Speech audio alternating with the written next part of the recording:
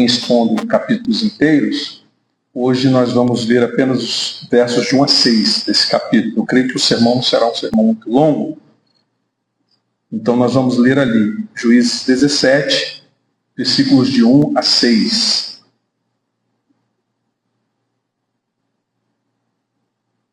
Diz assim, meus irmãos, palavra de Deus. Havia um homem chamado Mica, dos montes de Efraim, que disse certa vez à sua mãe: os 13 quilos de prata que lhe foram roubados e pelos quais eu a ouvi pronunciar uma maldição, na verdade a prata está comigo. Eu a peguei. Disse-lhe sua mãe: o Senhor o abençoe, meu filho. Quando ele devolveu os 13 quilos de prata à mãe, ela disse: consagro solenemente a minha prata ao Senhor, para que o meu filho faça uma imagem esculpida e um ídolo de metal. Eu a devolvo a você. Mas ele devolveu a prata à sua mãe, e ela separou 2,4 kg e os deu a um ourives, que deles fez a imagem e o ídolo. E estes foram postos na casa de Mica. Ora, esse homem, Mica, possuía um santuário. Fez um manto sacerdotal e alguns ídolos da família e pôs um dos seus filhos como seu sacerdote. Naquela época não havia rei em Israel e cada um fazia o que lhe parecia certo. Até aqui. Meus irmãos, vamos orar mais uma vez?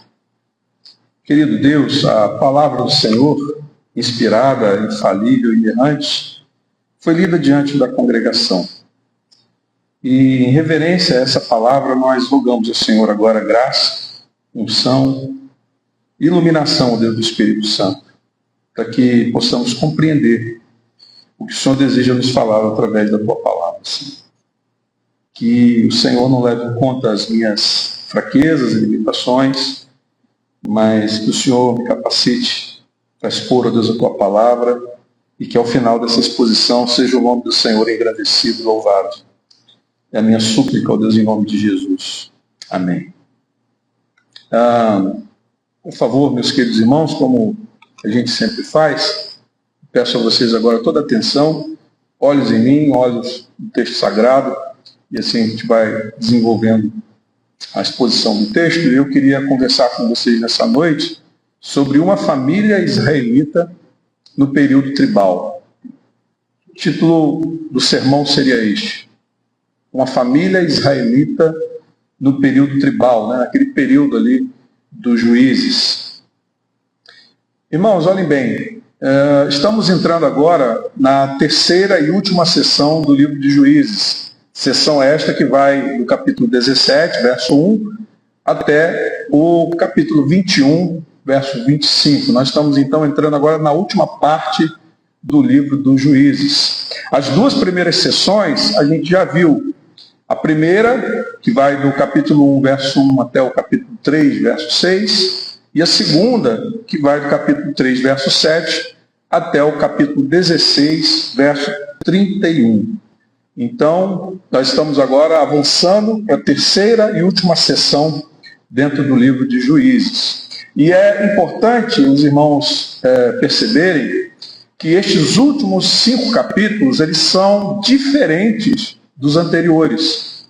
Os acontecimentos descritos aqui nesta última sessão ocorreram num momento anterior ao período dos 12 juízes. O autor aqui, meus irmãos, ele saiu da cronologia histórica e colocou esses acontecimentos como uma espécie de apêndice do livro, para mostrar como o povo havia se tornado perverso, como que o povo de Deus havia se corrompido. Ou seja, os capítulos anteriores, os irmãos terem uma noção do que eu estou expondo, do que eu estou explicando para os irmãos, os capítulos anteriores, eles mostram o povo de uma forma assim panorâmica, de uma forma mais geral. Mostram a realidade de uma forma mais panorâmica, mais geral. Enquanto que agora os capítulos finais vão apresentar uma visão mais detalhada da vida em Israel naquela época. Ou seja, é uma visão microscópica. Agora, a partir de agora, desses capítulos finais, nós vamos ter uma visão microscópica daquela realidade macroscópica que nós vínhamos estudando até o momento. Vamos entender?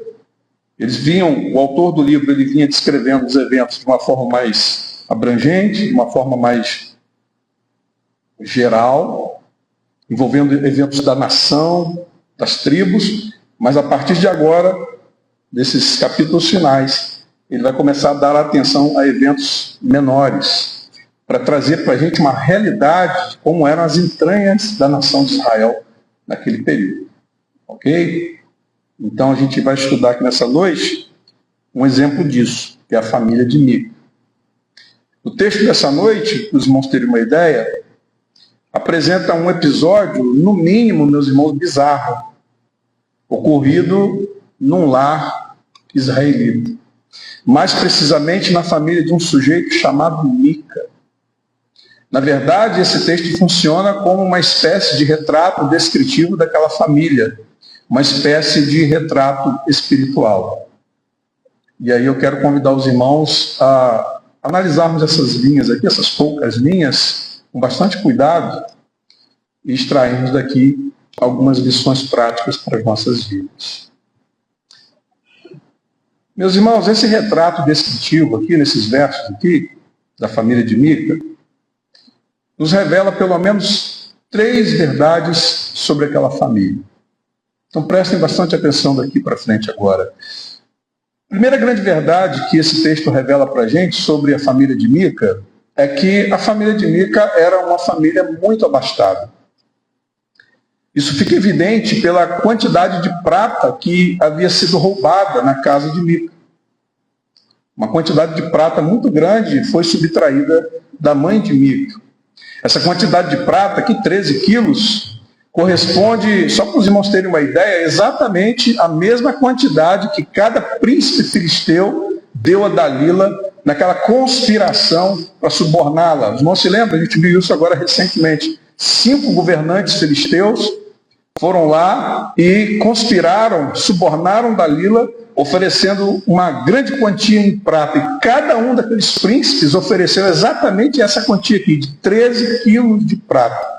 Então, meus irmãos, se um governante ofereceu 13 quilos de prata para subornar a Dalila, o texto está dizendo que a família de Mica, a mãe de Mica, ela possuía na sua casa 13 quilos de prata. Então vejam que a primeira grande verdade que o texto traz para a gente aqui é que nós estamos tratando de uma família muito próspera, de uma família realmente abastada, uma família muito rica naqueles tempos. Mas há uma segunda verdade também que salta os olhos aqui, examinando esses 6 versos. A família de Mica era também uma família, meus irmãos, muito religiosa. Não era só uma família rica, uma família próspera e abastada. Mas a gente percebe, lendo esses versos aqui, que se tratava de uma família muito religiosa. E como é que a gente sabe disso? Em primeiro lugar, o personagem principal da trama possui um nome muito bonito. Apesar de, no português, parecer esquisito, Mica significa quem é como Yahvé. Isto é, quem é como Jeová. Mica significa isso. E esse nome revela a distinção e a singularidade de Deus. Ou seja, quem é como Jeová? Quem se compara ao nosso Deus? Então esse nome, ele está aqui revelando a distinção e a singularidade do Deus dos israelitas. Então veja que belo nome foi dado a esse homem. No mundo antigo, nomes teofóricos, ou seja, nomes com referência a um Deus, geralmente refletiam a fé daquele que dera o nome à pessoa. Então ninguém vai pegar um filho e dar o nome de Mica, que significa quem é como Yahvé, quem é como Jeová, se não for verdadeiramente uma família devota, uma família religiosa dentro do contexto de Israel. Então, primeira verdade, uma família abastada, uma família próspera, uma família muito rica. Mas a segunda verdade que salta os olhos aqui é que se trata também de uma família religiosa. A gente percebe isso pelo nome que foi dado ao personagem principal. Mas, em segundo lugar, um outro detalhe que reforça a tese de que era uma família religiosa é que Mica confessa seu pecado à sua mãe e devolve a prata que tinha roubado dela. Então a gente percebe aqui uma aparente demonstração de arrependimento, uma aparente demonstração de quebrantamento, típico de pessoas que têm algum temor a Deus. Percebe? A gente percebe a religiosidade da família no nome do indivíduo, mas também na sua atitude de arrependimento, de conserto do pecado. Mas tem também um terceiro sinal que denuncia a religiosidade daquela família, a devoção da família. A mãe, satisfeita com a atitude do filho, na devolução da prata que lhe fora subtraída, ela neutraliza a maldição que havia proferido sobre o ladrão. Eu não sei se vocês prestaram atenção no texto, mas ela foi roubada em 13 quilos de prata. Ela dentro de casa, no ambiente doméstico, no ambiente da família, ela pronunciou uma maldição sobre o ladrão, sem ela saber quem era. E agora que o ladrão foi revelado, ela neutraliza aquela maldição que outrora ela proferiu, lançando agora sobre o próprio filho uma bênção. Ela abençoou o filho em nome do Senhor. Os irmãos vão ver isso aí no versículo 2, na parte C, ali bem no finalzinho. Disse-lhe sua mãe, o Senhor o abençoe, meu filho. Então, ela faz isso aqui, na verdade, numa atitude de quebrar aquela maldição que anteriormente ela havia lançado sobre o ladrão, sem saber que esse ladrão era o seu próprio filho. Então, ela lança uma maldição, mas quando ela sabe que é o seu filho, ela agora abençoa o filho num gesto de quebra daquela maldição anteriormente proferida. Então vejam que o ambiente doméstico se trata de um ambiente religioso. É uma família próspera, família rica, abastada, mas a gente percebe que é uma família religiosa. E há também um quarto sinal ainda. Num gesto de gratidão pela devolução da prata, o que ela faz? Ela consagra aquela prata ao Senhor. Isso está aí no versículo 3. Quando ele devolveu os 13 quilos de prata à mãe, ela disse, consagro solenemente a minha prata ao Senhor. A primeira parte do verso, ela está consagrando aquela prata a Deus. Então vejam, meus irmãos, que tudo isso deixa claro que estamos tratando aqui com uma família, primeiro, muito rica, muito próspera, muito abastada, mas estamos lidando também com uma família muito religiosa. Porém, não devemos, meus irmãos, nos iludir com essa capa de religiosidade. A gente tem que ter muita cautela, né? Muita hora nessa calma. Porque a terceira grande verdade que o texto vai revelar para a gente é que, apesar de tudo, a família de Mica era uma família terrivelmente paganizada. Próspera, abastada, rica, religiosa, mas terrivelmente paganizada. Lamentavelmente, apesar dos sinais de religiosidade presentes nesta casa, há outras características que demonstram que o verniz da religiosidade tinha uma camada extremamente fina. Era apenas um verniz fininho de capa de religiosidade, mas que, na verdade, escondia por trás desse verniz paganismo absoluto, paganismo completo. Os aparentes sinais de piedade são rapidamente neutralizados por nada menos que 7 marcas muito preocupantes dessa família. E eu quero convidar os irmãos a observarmos essas 7 marcas. Primeiro, uma família terrivelmente paganizada. Por quê? Apesar de toda a piedade expressa em seu nome, lembram do nome? Mica? O que significa? Quem é como Jeová. Lembram? Apesar de toda a piedade expressa em seu nome, na ação pela qual ele reconhece culpa, Mica demonstra que violou 2 mandamentos do Decálogo. Primeiro, ele roubou e ele também desonrou a sua própria mãe. Então, só ali, naquela confissão dele, ele está se entregando, ele está denunciando que ele violou 2 dos mandamentos do decálogo, dos 10 mandamentos. Ele roubou e ele desonrou o pai e a mãe, ou desonrou pelo menos a sua mãe. Êxodo capítulo 20, versículo 15. Não furtarás. E ele roubou. E ele não só roubou, mas ele também roubou de quem? Da sua própria mãe. E Êxodo 20, versículo 12, diz lá: honra teu pai e tua mãe, a fim de que tenhas vida longa na terra que o Senhor teu Deus te dá.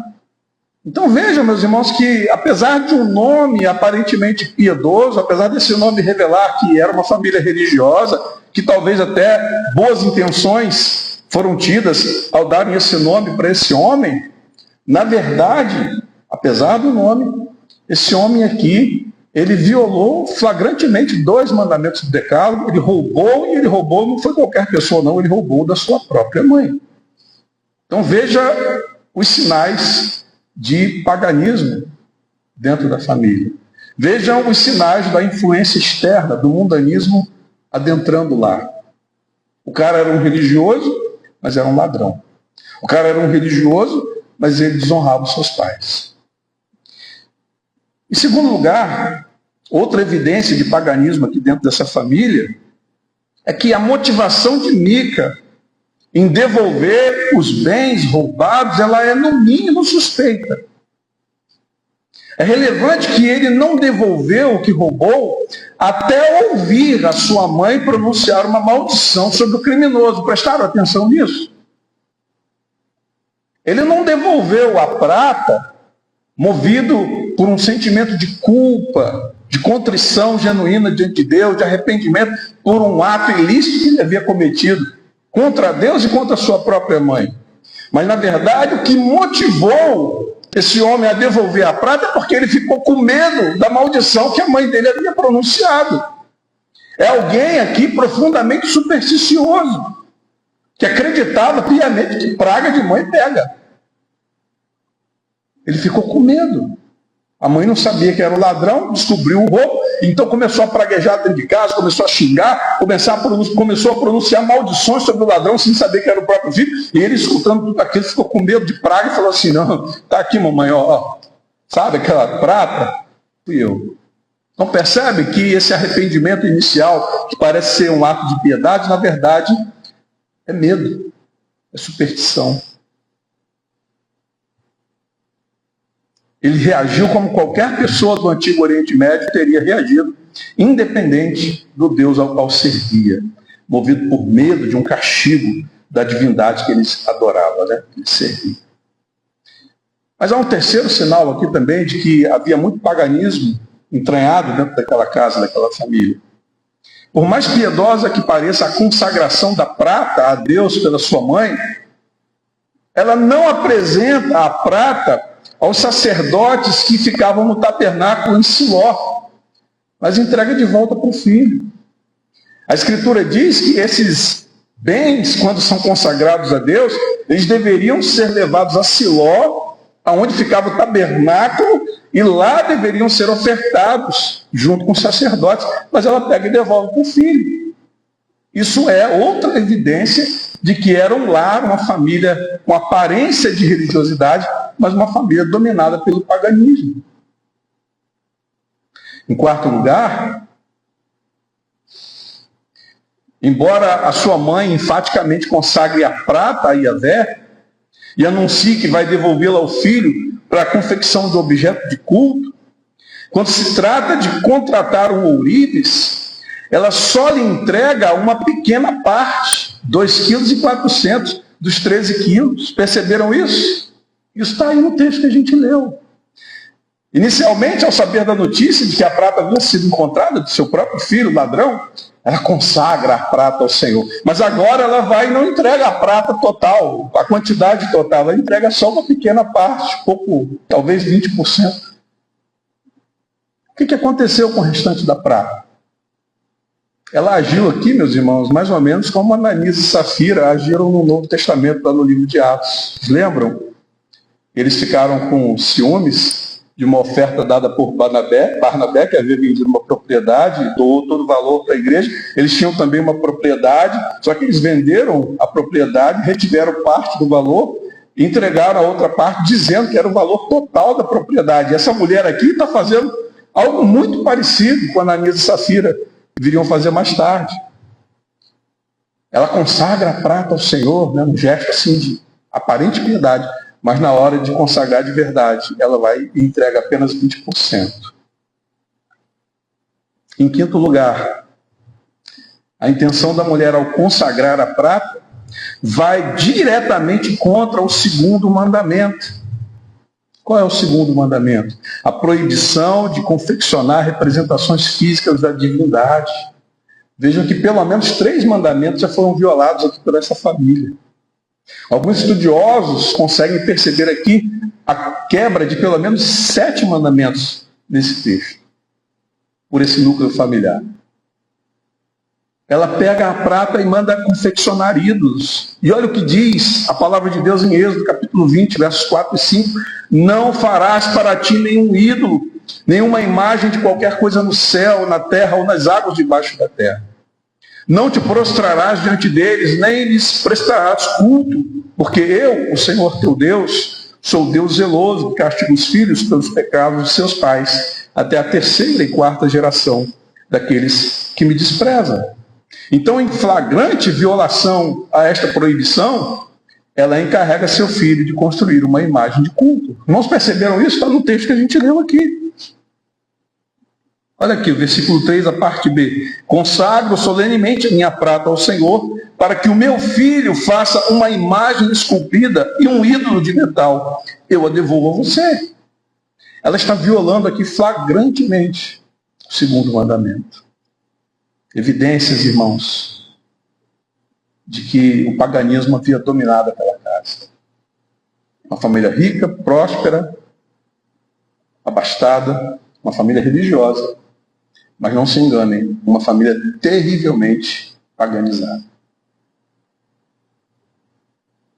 Mas, em sexto lugar, uma outra evidência de que eles eram pagãos, pelo menos na sua prática, Mica mantém um santuário particular de culto, em óbvia violação de Deuteronômio capítulo 12, que havia declarado explicitamente que quando os israelitas entrassem na terra e se estabelecessem nela, eles deviam adorar somente no lugar que Yahvé autorizasse. Isso está lá de forma clara, cristalina, em Deuteronômio capítulo 12. E esse homem aqui, violando esse mandamento também, ele está construindo dentro da sua própria casa um lugar de culto. Então veja como o paganismo está tomando conta dessa casa. Deuteronômio capítulo 12, versos de 1 a 5, diz assim: estes são os decretos e ordenanças que vocês devem ter o cuidado de cumprir, enquanto viverem na terra que o Senhor, o Deus dos seus antepassados, deu a vocês como herança. Olha o que o Senhor diz para eles: destruam completamente todos os lugares nos quais as nações que vocês estão desalojando adoram os seus deuses, tanto nos altos dos montes, como nas colinas e à sombra de toda árvore frondosa. Derrubem os seus altares, esmigalhem as suas colunas sagradas e queimem os seus postes sagrados. Despedacem os ídolos dos seus deuses e eliminem os nomes deles daqueles lugares. Vocês, porém, não adorarão ao Senhor, o seu Deus, como eles, mas procurarão o local que o Senhor, o seu Deus, escolher dentre todas as tribos para ali pôr o seu nome, para a sua habitação. Para lá vocês deverão ir. Então, o que a palavra de Deus instruía em Deuteronômio capítulo 12? Quando eles entrassem na terra para a qual o Senhor estava designando-os, eles iam expulsar aqueles povos, eles iam quebrar todos os altares idólatras daquelas nações, eles não iam imitar a conduta deles, que tinham postes, ídolos, altares espalhados por toda a terra. Porque Deus havia estabelecido um único lugar para adoração, que era no tabernáculo, que naquele momento estava em Siló. E o que Mica está fazendo? O texto diz aqui claramente que ele mantinha na sua casa um santuário pessoal, um santuário particular, imitando a conduta dos povos pagãos que estavam no entorno de Israel. Então nós temos aqui mais uma evidência de quão pagã era essa família. E a sétima e última evidência de que essa família, além de próspera, além de abastada e rica e religiosa, era uma família pagã, é que Mica consagrou um dos seus próprios filhos como sacerdote. Olhem aí, meus irmãos, versículo 5, a parte final. Ora, esse homem, Mica, possuía um santuário, acabei de falar dele agora. Fez um manto sacerdotal e alguns ídolos da família, e pôs um dos seus filhos como seu sacerdote. Olha aqui. Essa ação representava um desafio direto ao sacerdócio arônico, que fora oficialmente autorizado pelo Senhor. Todos os sacerdotes, irmãos, tinham que ser descendentes de Arão, especialmente da tribo de Levi. E ele aqui era da tribo de Efraim, a gente vê isso aqui no versículo 1. E ele está nomeando um próprio filho, que não era da tribo de Levi, que não era descendente de Arão, como sacerdote dentro da sua casa. Fica muito claro para a gente aqui, que apesar de ser uma família rica e religiosa, era uma família terrivelmente paganizada. Então aqui, irmãos, como eu disse aqui no início, o texto ele é o retrato de uma típica família em Israel, que confessa, abertamente a sua devoção a Deus, mas que por meio de suas ações ela anula e contradiz a sua confissão. Com a boca eles diziam uma coisa, mas com a prática de vida eles faziam outra completamente diferente e oposta. Essa era a realidade das famílias israelitas ali naquele período tribal, naquele período ali que eles estavam conquistando a terra da promessa. E o versículo 6 resume a tragédia daquele período. Perceberam? Naquela época não havia rei em Israel. Cada um fazia o que lhe parecia certo. Esse versículo aqui resume tudo. Não havia liderança sobre o povo, cada um fazia o que dava na cabeça. Começava a olhar para o vizinho pagão, começava a imitar a conduta do vizinho. Então, apesar de ser uma família rica, uma família religiosa, era uma família terrivelmente paganizada. E, meus irmãos, para nossa tristeza, a família de Mica não está sozinha, não. Na verdade, a família de Mica não é muito diferente de milhares de famílias evangélicas espalhadas pelo Brasil afora. Talvez você não tenha discernimento do que eu estou falando, mas eu vou ajudar você. Existe um segmento dentro do evangelicalismo brasileiro denominado de neopentecostalismo. São as igrejas chamadas neopentecostais. Existiu a primeira onda do pentecostalismo, existiu a segunda onda do pentecostalismo e existiu a terceira onda do pentecostalismo, que foi na década de 70. Essa terceira onda do pentecostalismo no Brasil, a primeira foi na virada do século XIX, século XX. Surgiram as primeiras denominações pentecostais no país. Depois houve uma segunda onda e a terceira onda na década de 70. Essa terceira onda do movimento pentecostal é chamada de neopentecostalismo. E quais são as igrejas que fazem parte desse movimento neopentecostal, da terceira onda? Vou ajudar os irmãos. Igreja Universal do Reino de Deus, Igreja Mundial do Poder de Deus, a Igreja Internacional da Graça de Deus. Vocês sabem quem são seus líderes, né? Nós estamos falando aqui de Macedo, nós estamos falando aqui R.R. Soares. Vocês sabem que R.R. Soares e Edir Macedo são cunhados? Sabiam disso? São cunhados. Vocês sabem que o apóstolo Valdomiro, ele já foi da Igreja Universal? Ele é dissidente de lá e fundou a sua própria igreja? E o que essas igrejas têm em comum? Eu estou falando só de 3, mas hoje tem inúmeras por aí. O que tem em comum nessas igrejas, irmãos, é que todas elas trazem o paganismo para dentro do Evangelho. Práticas pagãs. Por isso, meu irmão, cuidado com o que você assiste na sua TV. Tem muito irmãozinho aí ingênuo, que só porque o cara põe um terno e a gravata e a Bíblia na mão, ele acha que é pastor, igual o pastor dele aqui da igreja. Está com a Bíblia, está pregando em nome de Jesus, está falando a mesma coisa. Não, meu irmão, acorda, deixa de ser tonto. Porque não é a mesma coisa, não. Ele pode estar introduzindo paganismo dentro da sua casa e você nem sabe disso. Porque você não estuda as Escrituras, você não presta atenção na pregação do seu pastor, quando o seu pastor está pregando. Não vou perguntar, meu irmão, para eu não ficar corado de vergonha. Mas tem um monte de crente aí que assiste esses televangelistas aí, que na hora que eles falam assim, põe um copo d'água em cima da sua televisão, vai lá e bota. Não vou perguntar com medo de eu não infartar aqui com o que eu vou ver. Mas é possível, não estou afirmando, mas é possível que alguns irmãos aqui já tenham feito isso. Meu irmão, deixa eu te dizer uma coisa, botar copinho d'água em cima da televisão não é evangelho, é paganismo. Aquele copo d'água não tem poder algum de te abençoar, de fazer nada por você. É misticismo dentro da igreja.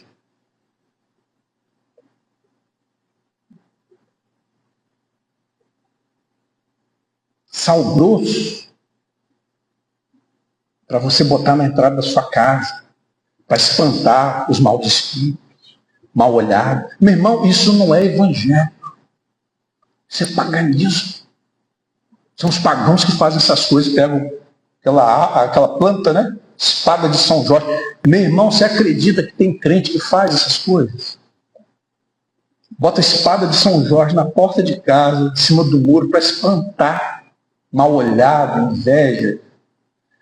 Meu irmão, você é um pagão se você faz essas coisas. Porque essas coisas, essas práticas não têm fundamento nas Escrituras. Você vai para o Novo Testamento, você vai para o ministério de Jesus, nos evangelhos, você vai para as cartas de João, para as cartas de Paulo, você não vê isso em momento algum, isso não é normativo para a igreja. Mas tem um monte de gente se dizendo evangélico por esse Brasil afora que pratica todas essas coisas. Faz campanha, essas campanhas mirabolantes. Água do Rio Jordão, vai lá e compra, paga um dinheirão, o cara vai lá na bica da casa dele e enche um monte de garrafinha de água, diz que é água do Jordão, e você, tonto, vai lá e leva para sua casa, dá dinheiro para eles ainda, achando que aquela água do Rio Jordão vai fazer alguma coisa por você. Meu irmão, isso não é evangelho. Isso é paganismo. Não tem poder algum de te abençoar. Fazer nada por você, isso é misticismo. Você precisa conhecer a palavra de Deus. Você precisa vir para aqui às quartas-feiras, participar da escola bíblica reformada, e você aprender doutrina. Para você não ser levado de um lado para o outro, ouvindo essas bobagens aí na televisão, nesses programas dos televangelistas que tem por aí. Então, voltando para cá, para nossa tristeza, a família de Mica ela não está sozinha, não. Na verdade, não é muito diferente de milhares de famílias que se dizem evangélicas espalhadas pelo Brasil afora. A gente tem que ter cuidado. Para que a nossa família não se torne como uma família dessa aqui. Nós estamos entendendo? A gente tem que ter cuidado com isso. E aí, o que a gente pode extrair daqui para aplicar a nossa vida? Em primeiro lugar, a gente tem que entender, irmãos, que a tradição e a cultura local não devem ser critério para o culto. Observe que Mica criou um culto alternativo caseiro, possivelmente seguindo os costumes locais da sua vizinhança pagã. Ele viu os pagãos adorando seus deuses daquele jeito lá, cada um com seu santuáriozinho dentro de casa. Ele que era adorador de Yahvé, adorador do Senhor, que havia determinado que eles deveriam adorar em Siló, lá no tabernáculo. Ele não, meu vizinho faz assim, eu vou fazer assim também, vou criar um santuáriozinho dentro de casa, vou confeccionar os meus deuses aqui, vou adorar. Então, meu irmão, preste atenção. A tradição e a cultura local da nossa vizinhança, da nossa sociedade, elas não podem ser critério para o nosso culto. O culto que Deus quer de nós, ele está prescrito nas Escrituras, do jeito que Deus quer. Não podemos copiar o que os outros estão fazendo no culto, nem temos permissão para sermos criativos e inovadores no culto, não. Por que o nosso culto é um culto tão simples? Já perceberam? O nosso culto é singelo. É oração, é louvor, é ofertório, exposição da palavra de Deus, leitura pública das Escrituras. São elementos, meus amados irmãos, que nós encontramos no culto do Novo Testamento. Nós não temos o direito de inovar, nós não temos o direito de inventar, como muitas igrejas estão fazendo por aí. Ministério de dança, ministério de balé, ministério de teatro, nada disso tem nas Escrituras. O culto que o Senhor determinou e prescreveu é um culto estritamente simples, extremamente singelo. E é por isso que a gente cultua desse jeito. Então para de ficar olhando para o culto de outras igrejas e tentando imaginar, se a nossa igreja fosse assim, enquanto eu for o pastor dessa igreja, não será. Eu vou lutar com a minha vida para nós permanecermos fiéis à palavra de Deus. Aquilo que Deus determinou para o seu próprio culto. Não é você que diz como que é o culto. O culto é de Deus. Ele é o ente adorado.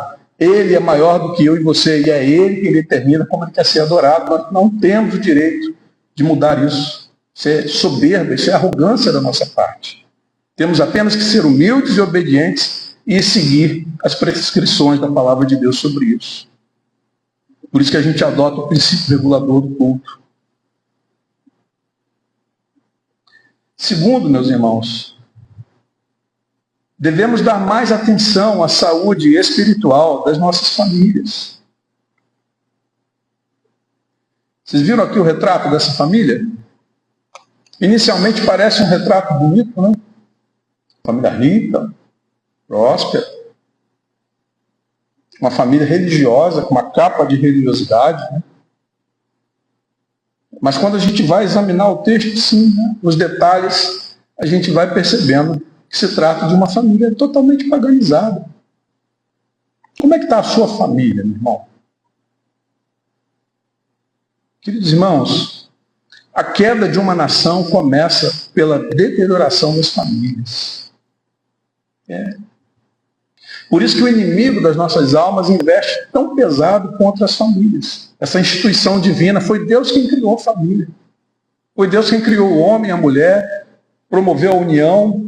Dessa união viriam os filhos. A família tradicional é uma criação divina. E é por isso que a família tradicional é tão combatida atualmente. Porque o inimigo ele investe contra as famílias. Ele quer destruir a nossa sociedade. Por isso você vê aí o aumento do divórcio, o aumento do aborto, o aumento da homossexualidade, o feminismo.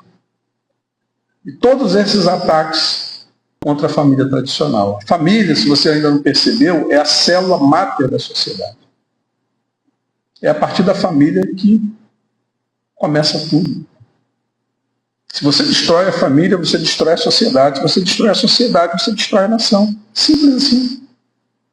E como eu disse aqui no introito, até aqui nós vimos um quadro panorâmico, um quadro geral da nação, a realidade macro. Mas agora, nos capítulos finais, nós vamos ver a realidade microscópica, né? Uma realidade mais detalhada do povo de Israel. E vejam, meus irmãos, que família.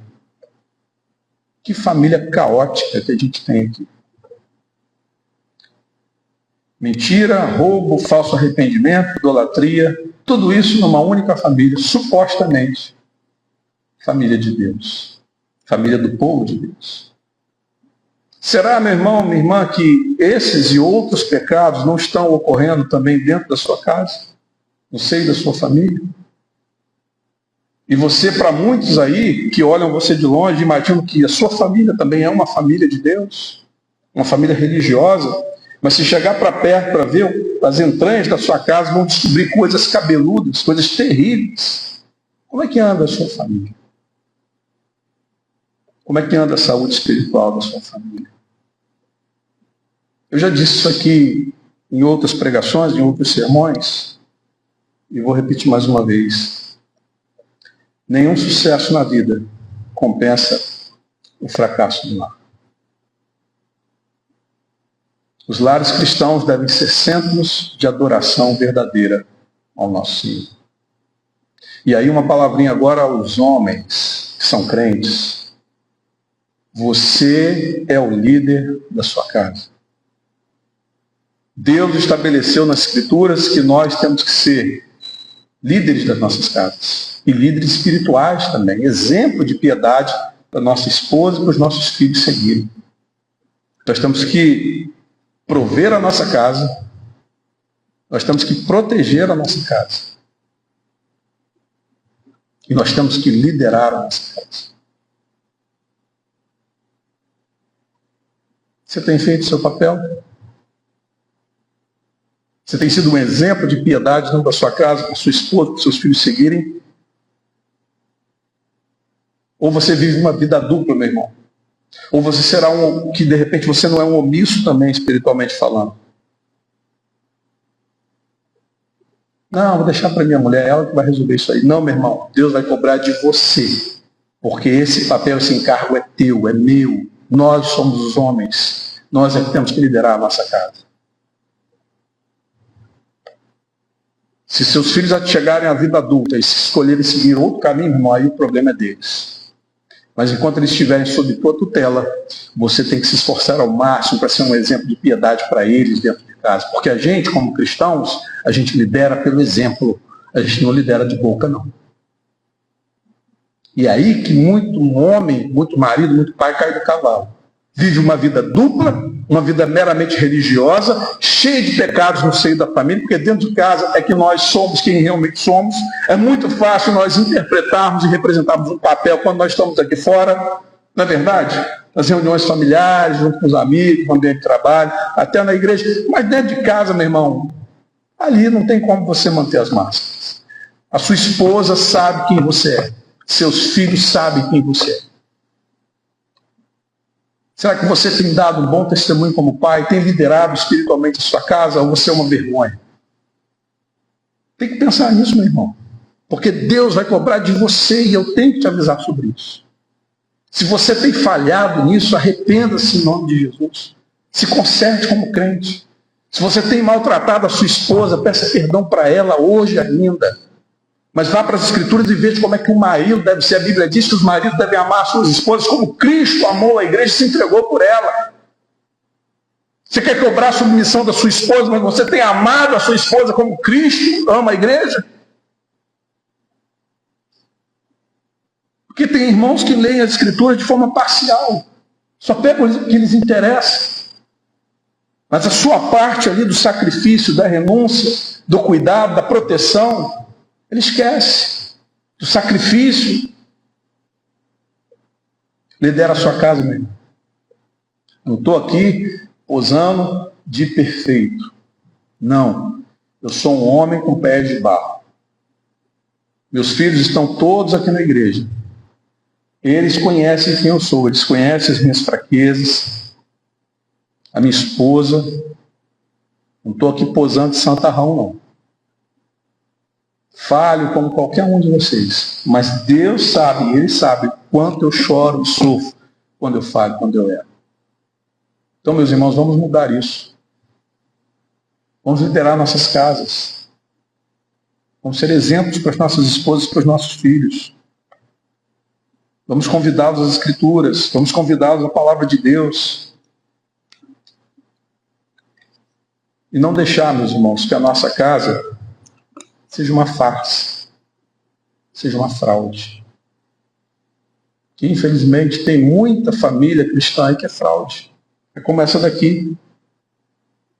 Só casca, parece, mas não é. Por fora parece uma família religiosa. Todo domingo, né, bota a Bíblia embaixo do braço, pega o carro, vai para a igreja, a vizinhança olha assim de longe, olha que família legal.